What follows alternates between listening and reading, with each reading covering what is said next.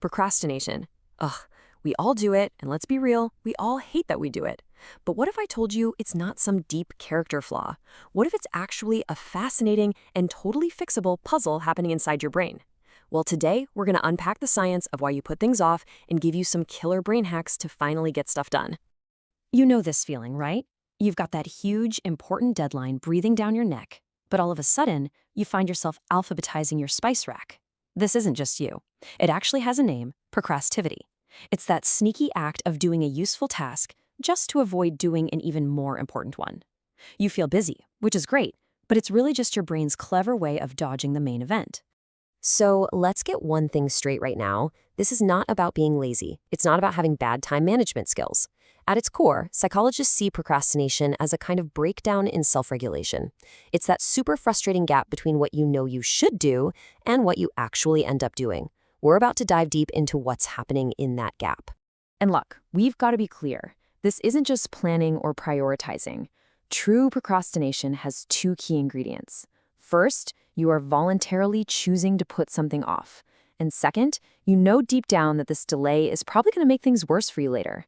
It's a self-defeating cycle, and it's all rooted in some very predictable brain traps that we're about to spring. Okay, our first trap, and this one might surprise you. It has almost nothing to do with the task itself, and everything to do with how that task makes you feel. Yeah, when it comes right down to it, procrastination is really an emotion problem. When a task makes you feel anxious or bored out of your mind or maybe just insecure, your brain's little alarm bell, the amygdala, starts ringing. It sees that bad feeling as a threat, and its only job is to make the threat go away now. And avoiding the task, well, that gives you a quick hit of relief. But it's temporary, and that dreaded task is still just sitting there, waiting for you. And don't just take my word for it. As one of the leading researchers in this field, Dr. Timothy Pikeel, puts it, the real story here is about our feelings. If you can learn to handle the negative emotions that are tied to a task, you can handle the task itself. So the game isn't about managing time, it's about managing your emotions. So how do we hack this emotional trap? You find a better, more powerful reason to get it done. Instead of focusing on how mind-numbingly boring it is to do your expenses, you focus on what that task actually gets you. Maybe it's providing financial stability for your family or hitting a savings goal for a vacation. You have to connect that boring task to one of your core values. When you do that, you totally flip the emotional script. All right, trap number 2 is a fascinating little quirk in how we're all wired. It's called present bias. Basically, our brains are hardwired to want rewards right now and to avoid pain right now, even if it totally messes things up for us later. It's all about that instant dopamine hit.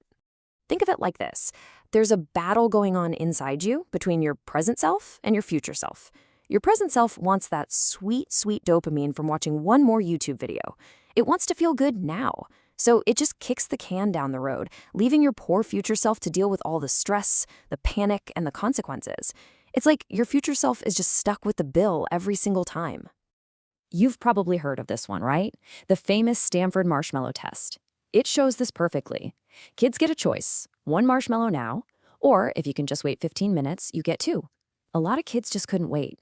That overwhelming desire for the smaller, immediate reward over the bigger, delayed one, that is present bias in a nutshell. So how do you outsmart your brain's now impulse?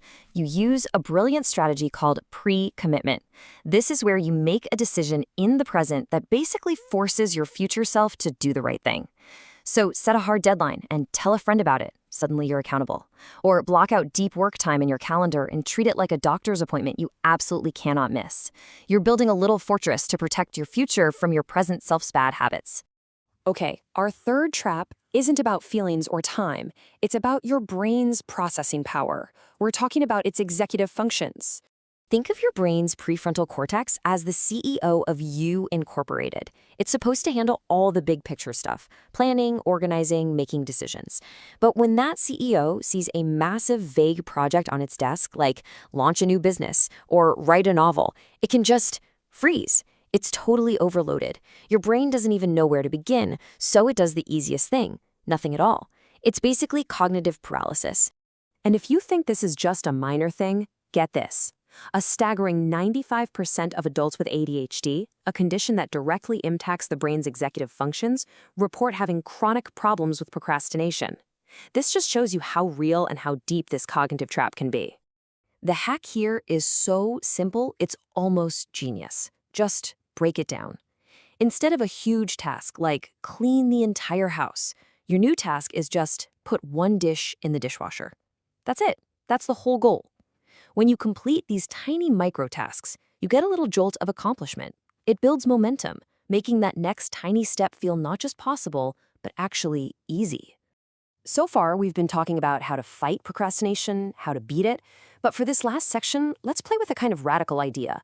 What if you could actually use it? I know. It sounds totally backwards, right? But some psychologists have started to argue that if this urge to procrastinate is so powerful and so universal, maybe we should stop trying to crush it and instead learn how to redirect its energy.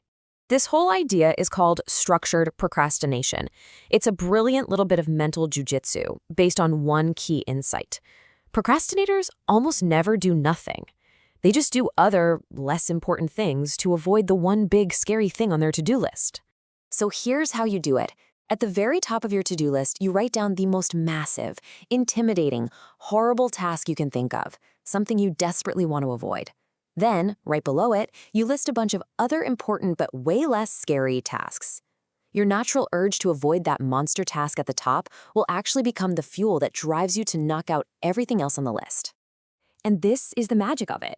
You still get to satisfy that deep urge to put off the big, uncomfortable thing, but instead of wasting that time scrolling through social media, you channel that avoidance energy into doing other useful stuff.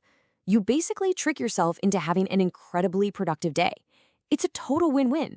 Okay, so let's do a quick recap of your new anti-procrastination toolkit. To deal with those bad feelings, you find personal meaning. To beat your brain's now bias, you use pre-commitment. To stop that cognitive overwhelm, you break things down into tiny, tiny steps. And if you want to get really clever, you can even use structured procrastination to turn your bad habit into a secret weapon. See, once you understand the why behind your procrastination, it starts to lose its power over you. You realize it's not a moral failing. It's just a set of predictable brain glitches. Glitches you now have the cheat codes for. So the only real question left is, with these tools in your back pocket, what important thing are you finally going to get done?